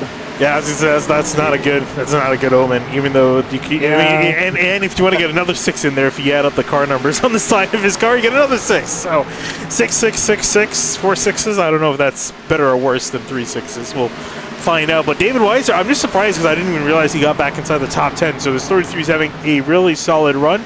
We'll see. Might be able to break into the top 5 if he can get past Terrian. And they're both catching up to the 31 of Mason King, who's starting to look a little bit slower. That's the top 3 breakaway for the rest of the field. I think he maybe drove the tires off on the top pretty quickly, and that's why he's falling back like this. It's either that or he's trying to save for the last 40 or so laps, but I don't think you have time. I know 40 laps sounds like a lot, but it really isn't. It's going to fly by quickly. I don't think you have time to save much tire at this point. But we'll see if that's able to work, see if the strategy pays off, but Darian's still going to be able to challenge on the top side in a little bit if he doesn't pick up the pace, as he has not been able to yet. Still no real battle for the lead. Skyler keeping the pressure on, but not going for position. All the pressure is on Justin Munsell right now. Yeah, you've got Lakatos, Senesac, Greg Mitchell as well. They're all trying to get inside that top 10, especially the 50. As mentioned, 1 point to the good coming into tonight from the cutoff spot. Greg Mitchell in the 2. He's still below 15th in the standing, so he's trying to get much ground as he can in case a win is not within his reach, and try to point his way in. And now we look at Kane coming up on the door of, well, the bumper of the 38. He's not going to be happy when he gets to the door. Terry, you can see trying to get to that outside. Indeed successful this time around, entering turn 3. Can he make it stick? Will the 31 be able to slam the door shut? He can't. Terry and breasting the wall, going to give a little bit of a tap to the 31 on entry. Kane's not giving this up without a fight. There's another little kiss there in theory, and that's not going to hurt him much at all. Kane's giving him a good fight, but just does not have enough to maintain on the exit. He actually did get a good exit there. More contact. They definitely touched there. Okay. Kane is coming at everything. Oh, look out. He might get the spot back almost. That was strong. Oh, he tries to clear ahead of the 38. He's going to be sideways in 3. He's going to barely hold on to it and still try to fight. He can't. No, David Weishart attacked to the 31, goodness. heading into turn 1, or off of turn 4, heading to turn 1, and somehow Mason Kane held on to that race car. Oh my God, he almost got the position by doing that. That was insane that he did not wreck there. He's going to go backwards, but it's much better than losing a race car. Gets stored by the 18 there. My button's still not working, so I can't quite go back and take a look at that, but man, that was some intense action right there. He held it pretty well through that turn and held it sideways like a 6-string. Oh my goodness. Can't believe he's still inside the top 10. I can't believe that either. He's finally able to get to the top. I don't think he wanted to do that anymore, unsurprisingly. He'll slot in 9th in front of Justin Munsell. He's probably going to need a budget for, hope he's got enough budget for fresh tires, just like Finian needs a budget for a new button. He needs a new budget for some race overalls, because I'm sure that was a Code Brown moment right there with it, how sideways he got, and then he was completely just chucking the car in there. You can see how aggressively he was fighting for that spot, but tearing off into 4th place are going to be happy. He's inside the top 5, and if he can hold on to this, will be his first top 5 of the season. But Travis Beckner's trying to change that in behind. Hard to think that's even something we're talking about, David Weishart not having a top 5, because he has speed, but he has not had the luck so far enough to get a top 5, and this could be his night, at least for that, but Travis Beckner's trying to put an end to that. Scioli still 7/10 back from the 28 of Furnace as there's battles raging on outside the top 5. And how about Weishart not being in 6th anymore to avoid the 666s? Yeah, he's trying to avoid the bad juju. He's ahead of it for now again until Travis Beckner tries to get by him, and then might be back in 6th. But looking at it, Greg Mitchell fighting for 13th. Paul Irvin, he'll get past him. Bryce Senizak now his next target. It's going to be a battle for 12th brewing between these two guys. Ooh, poor exit for the 2. Here comes 48 back on the inside, throwing it in there. Irvin goes to the bottom. That's for position. Speaking of battle, John Furnace is going to have to battle with at least some lap traffic. Good news, he's got a gap to Scioli, but does have a number of cars to go through, which includes Ryan Hartz. You're not kidding. But the best thing he can do is put those cars in between him and Scioli. One of Durham as well. Yeah, looking off the nose of, this is off the nose of Matthew Bell. Lap car to the inside. A guy who's racing against up ahead of him, and just a whole string of cars. Bell was able to stay with the rear bumper of Scioli. We'll see if Scioli has anything left to go back up to the 28. He could just be trying to save some tire and let the 28 run him off, but coming to close to 20 to go, needs to kind of step it up now. He can't let Furnace get too many cars in between you. This is going to help the 7 out a lot as, well, it was going to. They were side by side in front of the leaders, not anymore, and now they're going to be side by side in front of Scioli. I think that might hurt Scioli more, but Hartz gets clear. The problem is they're running 2 different lanes, so whichever lane Scioli goes in, there's dirty air. Oh, Furnace! He got hit by Cochran! Oh my goodness, I thought the leader was about to get turned. Yeah, saw that just off the onboard from Matthew Bell a little bit. That could have been dicey, but there you see the 28 making his way on through. Now James Scully's got to do the same. Matthew Bell also trying to follow on through, close in tow. 20 laps to go for these guys. Yeah, it's getting down to it. I think 7, he's trying to get one more run at it, because we'll see what happens here. As Hartz is actually closing in on Furnace more than the 7 of Scioli is. The battle's really for 2nd at this point. Oh, there's the in-car view of Furnace. Still a couple lap cars in front of him, but the 2nd and 3rd place cars are almost a second behind him, so that's the good news for him. Bad news for Scioli, there's less than 20 to go. Time is ticking, and unless some lap traffic gets in front of them, or unless we have a yellow, then it might be smooth sailing for the 28 of Furnace. And you saw right there, Matthew Bell trying to have a look up is inside. Couldn't quite get the move done, so Bell will have to hang out in behind the 7 for now. As the laps continue to tick down, we got less than 5 minutes of racing should we remain green, and that's going to be the big caveat here as we start to have the leaders mix in with the lap cars. Checking in also with Shane Tarian. they're about to start catching some heavier lap traffic. David Weiser and Travis Beckner. Beckner's still working on the back of the 33. Beckner, knock on wood, but he's one of the few clean cars left right now. As we'll see if that lasts to the end. Not too many of them left. A lot of cars got junked one way or another tonight, but Beckner's able to keep it smooth right now, but just has not had solid top 5 pace tonight. He's been able to hover there around 6th, 5th, 4th, but he hasn't really been able to challenge up near the front as he goes to the bottom. Hovering around that. Do we have a crash? We do. It's in 3. Or is it in turn down the backstretch? Where was that? You know who that is? I could not see. I heard Andrew Santo calling wrecking, so I assumed it was in 3. Well, Phantom caution, maybe. I think it was Alex Weaver. we will find out together. Alex Weaver, I heard a crash noise. Where's Alex Weaver? I can't keep track really. Oh, he's off the track, so Looks like they all tapped forward. that is It looked like, good. because I'm able to see, he looked like they spun out of 2, hit the wall, and all tapped forward.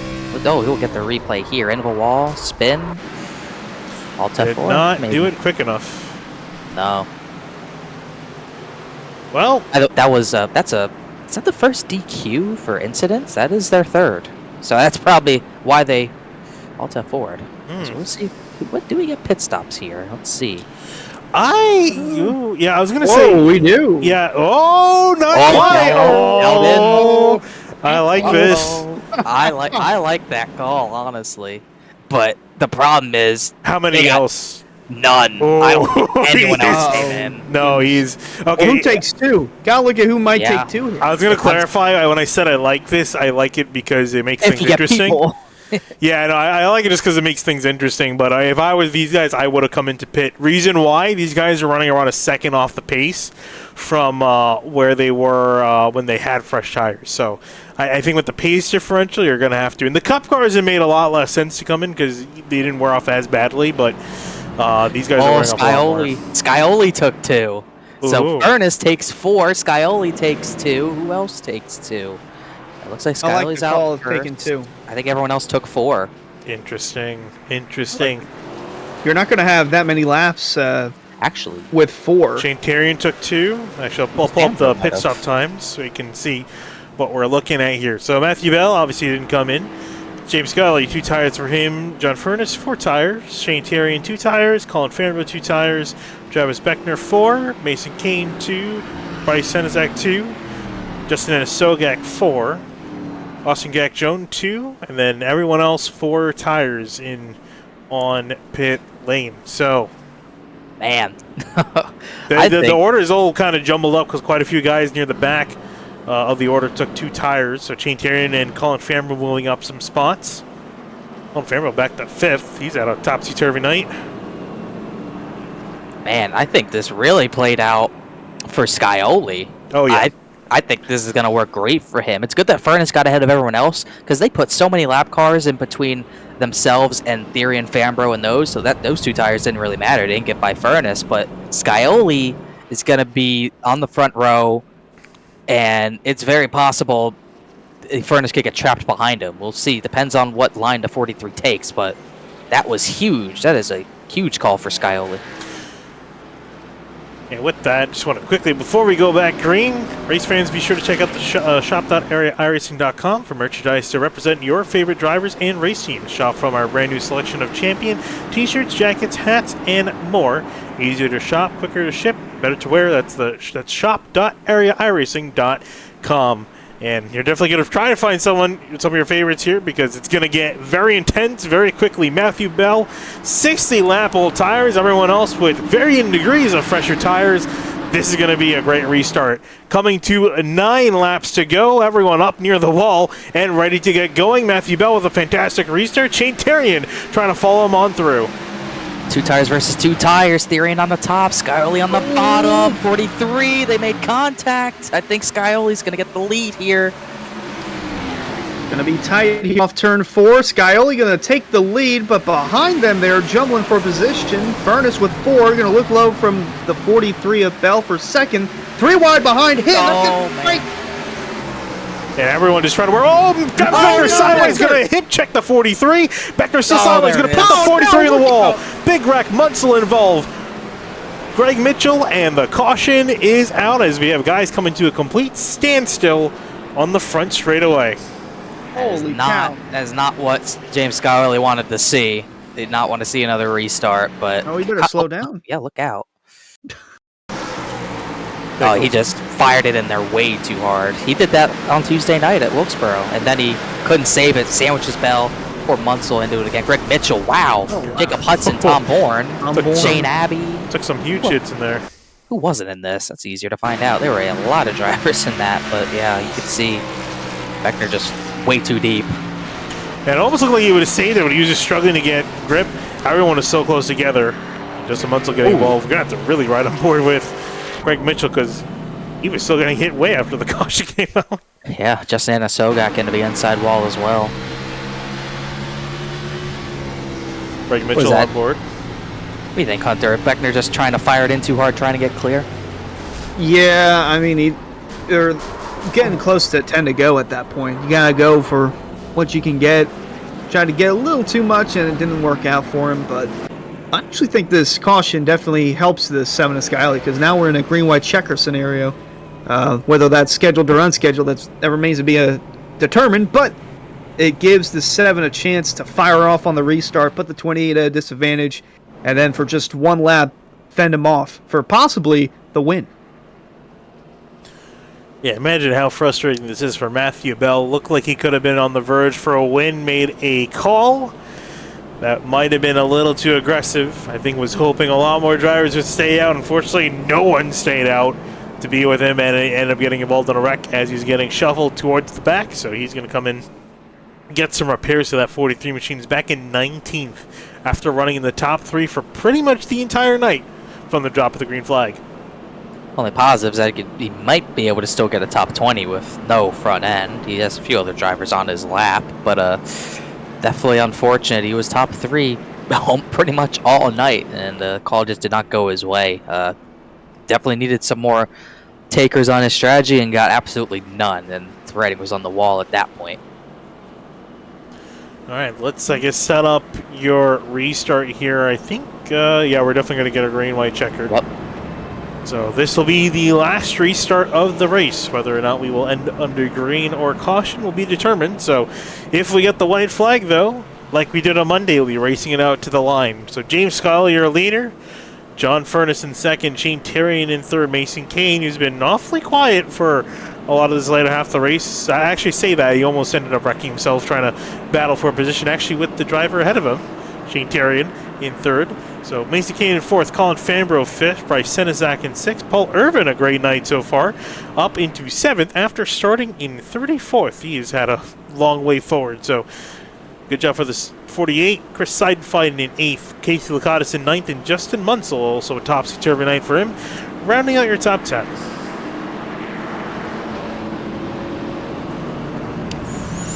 Well, I think it's safe to say none of our picks did well, even my second pick. So, yeah, we'll see. We'll see how this goes here. We'll see how this goes here. James Scully leading them on down. This will be the final restart of the night. Green-white checker. Will it be James Scully? Will it be John Furness? Will it be someone from further back? I can guarantee you one thing. It's going to be interesting here. The pace car off. Will it be the final time? We'll see. And Scully will get going, and we're back green here at Bristol. The massive restart there for the 7. That's exactly what he needed. Now he's going to have one lap to fend him off, or will Mason Kane make a move for second? We'll see. We'll see. Will John Furness be able to make a move for the lead? He has to get close enough. White flag in the air. We'll race it out to the line. The 28 just trying to close in as much as he can. Trying to get a good run off of turn 2. He does. Does he make a dive bomb? He makes a dive. Can't quite get to the number 7. Out of turn 4 will be James Scully coming out to take the win here at Bristol. Oh, and a wreck after the line. We got a wreck at the end. There was a lap car in the way, and it just created a massive crash at the finish. And then, ironically, was the 95 who we've seen involved in quite a few wrecks tonight. But after the checkered flag, it doesn't matter. Because this man here took it. James Scully, your winner here, going to break the winning streak of Cameron Hearn, who finishes on the polar opposite end of the field in 3/4. Well, I did get to see the wreck after the line. What a win. And like you said, breaks that winning streak. Can only be, well, there can only be one three straight race winner, but he was making sure he didn't best the 7. And Skyley's able to get it done. Good strategy call. Call of the night for sure. Yeah, really solid job. James Scully burning it down here. As he starts to burn it down, let's go through your finishing lineup here. Have James Scully, your winner. John Furness in second. A hard-fought battle for the 28. Couldn't quite get it done, trying to prevent James Scully from getting his 4th win of the season. Mason Kane in third with a decent night from him. Kerry and Bryce Senizak, Colin Fambro, Chris Seidenfeld, Paul Irvin, Casey Lakatos with the top 10, and Garrett Grant. Garrett Grant also ending up in the top 10 after we saw him drift back quite a ways down the order. Yeah, and Colin Fambro in 6th. They brought out the first caution and almost got back to the top 5, so strong run there. Also, Justin Munsell, Andrew Santo, 2 guys who kind of fought back from adversity. Austin Gack-Jones, Jeffrey Wilson, did not talk about him all night. He gets 14th, and Justin Anaso got involved in that last caution. He still got the 15th place, And David Weishart, we thought he was going to get another good finish, but once again, the luck kind of plagued him. Yeah, looking on back at our next page of results, Steve Durham in the number 1 machine finishing 21st, Abby Mitchell, and then we got a lot of the guys that ended up getting heavy damage throughout the night. Matthew Bell back in 24th for Smith, Ed Robertson, Alex Weaver. We saw ended up being involved in quite a few incidents tonight. Ryan Dunkelberger, Spencer Brown, Ryan Hart's down at 30th. Yeah, that's gonna be harsh for him. He had a great car tonight and just could not get through to the very end. Was not able to see it out. Same thing for Cameron Hearn. Probably a fast car. We never even got to really see. He made it 6 corners before being taken out. Same for Jordan D. Martin, who went on his lid on lap 2. So a lot of unlucky drivers tonight. Yeah, a lot of lucky drivers tonight, but some lucky drivers that ended up finishing up near the top of the order. We'll start getting to talk to them. Mason Kane, got a copy with us? Yes, sir. Ended up finishing 3rd place, but it was a hard-fought 3rd place you saw for a lot of the night. And actually, I'll go cut to the shot here. I just pulled up on the replay, fighting hard with Colin Fambro. We saw you sideways at one point after making contact with the 38. We saw you were fighting as hard as you could for a 3rd. Walk us through how your night went. Well, it seems like I've been fighting this whole season and been sideways and in the wall and stuff. But no, it was a fun night. We had speed all the way through practice, and at the beginning of the race, just kind of trying to save. And I'm so new to this stuff again, so it's all the saving stuff, saving tires, and all that stuff is it's so new to me. So it's been a long learning experience for sure. Yeah, absolutely. And talking to us about tire saving, were you saving tires at all throughout most of the night? We're just going mostly out on attack. I think we saw a mixture of guys, especially because we got some decently long runs there. There at the beginning, mostly saving, and then right there on that little short run, I don't know if there was 60 to go or 50 to go. Seth Noel was in the chat, and he was telling me kind of back off and save a little bit. So I started saving towards the end, and that's when I fell so far back, which honestly I probably should have just went ahead and went full speed. That's what I'm used to doing. Well, definitely paid off at the end, going full send and getting up into 3rd place, giving you a chance to talk to us. Mason, congrats on a 3rd place finish, and best of luck for you for the rest of the season. Yeah, man, appreciate y'all. I got some sponsors, Puckett Films, yeah, Black Buffalo, and Celsius and all that landscape, some Pines Landscaping. Dawson sends it to us, so you know how that goes. But glad I finally get to talk to y'all. I don't know what this is like anymore. Hey, Mason, karaoke's on me this Friday. I hear you. Get the paper karaoke? What else? Come on, man. Only in the area Discord. Man. Mason, thanks for talking to us. Best of luck to you for the rest of the season. Yeah, man. Thank y'all.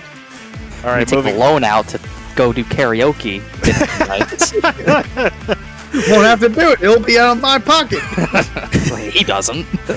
Well, John Furness talking to us from 2nd place. John, you saw you fighting also pretty hard for your spots. You saw you get up there. You had a decent battle with the 43 and the 7 to get up there near the front. unfortunately wasn't quite meant to be there towards the end. Walk us through what happened. Yeah, had good long run speed. Got to save your tires like always, and I was trying to save that right front. We were able to get a good long green flag run and drove up through there and thought we had that one, but it just didn't work out. Guess that one's on the crew chief. I took 4 tires there, James got 2, and that was the winning move. But I'm also the crew chief, so I'm really mad that I lost that race for myself. I don't remember a time I've been this upset about finishing second.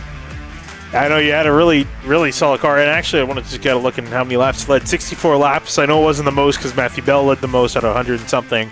But yeah, walk us through, coming up to that final pit stop, the caution coming out late in the run.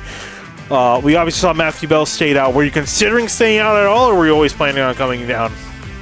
Oh, well, I wasn't considering anything other than pitting, and I wish I would have thought about 2 tires, but I was so damn mad that the caution came out again, and we had gone enough laps. I really thought I would have been okay, especially if we would have been able to race it out for those last 10 laps there. I think I would have been fine, but you know how it goes. You get 1 caution, and then there's, 3 more there at the end, and we just couldn't finish. So didn't have enough laps to close it out. Wish I could have. It would have been fun racing, but all in all, it's a good night, good run for us.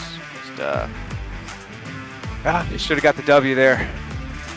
Well, if it's any consolidation, you did move up 4 place positions from 8th to 4th in the points, so you're sitting there pretty good in that case. Obviously not quite the win you would have liked, but still looking good, John.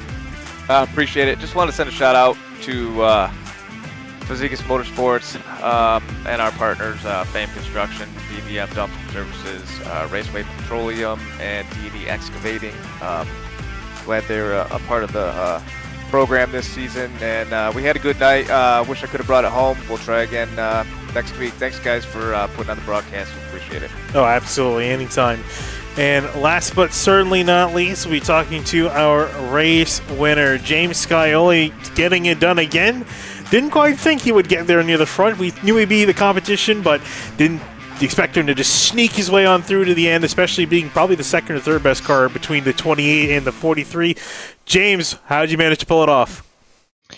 Yeah, sometimes better be lucky than good. John had us covered today, especially on the long run. I just could not hang with them. Me and Matthew Bell kind of run away on the short run, but Furnace reeled us in pretty quick there on the one long run that we had, and so I knew I was going to have to try something different. I was just hoping that he was going to take 4, and that's what he ended up doing, and I just decided to take 2 and fill it with fuel and see what happened, and I was surprised only 1 car stayed out. It ended up working out pretty good, though. I was able to get a pretty clean restart, and I was worried because John was able to take 4, and with the gap that he had, still come out right behind me, so I was really worried that he was just kind of going to be able to stay with me and then maybe give me a bump and run or something, but yeah, sometimes better to just be lucky. I did not expect to win this one. I was definitely second best all day, which was kind of unfortunate. Wish I could have got up there, led some laps, and driven away there on some of the long runs, but all in all, good result. Yeah, taking a look, you only led 11 laps this race, but I mean, hey, as long as you came on with the win, that's all that really matters at the end. But definitely walk us through, how was traffic? Because we saw, I think you probably got the short end of the stick in a lot of occasions, working through a lot of the lap traffic. Were you expecting that much traffic, or the amount of traffic that you guys dealt with, or were you expected to be a little bit easier to work through?